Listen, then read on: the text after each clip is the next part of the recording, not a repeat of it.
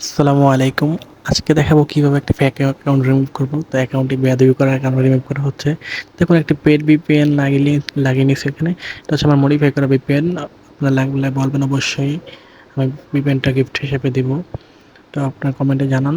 তো প্রথমে আমি অ্যাকাউন্টে থ্রি ডটে ক্লিক করে এখানে রিপোর্ট অপশনে যাব। তো আমার কিন্তু ভিপিএনটা কানেক্ট করে নিয়েছি ফার্স্টে, ঠিক আছে?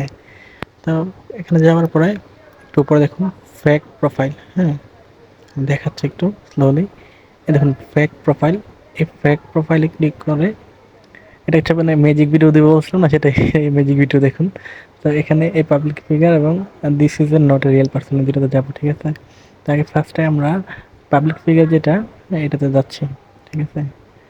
এটাতে ক্লিক করলাম।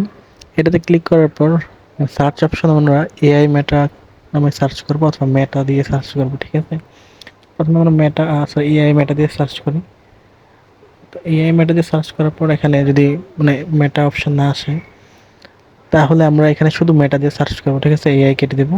এখানে শুধু মেটা দিয়ে সার্চ করি। তো দেখুন এখানে মেটা চলে আসছে, আমরা মেটাটা সিলেক্ট করে নেব। দেখুন এই যে এটা হচ্ছে মেটা, এটা সিলেক্ট করে নেব। সিলেক্ট করার পর আমরা নেক্সটে ক্লিক করব।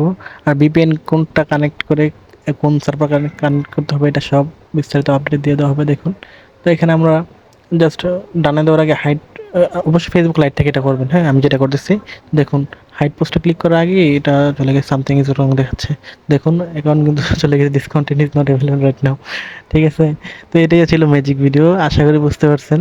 দেখুন তার অ্যাকাউন্ট কিন্তু চলে গেছে।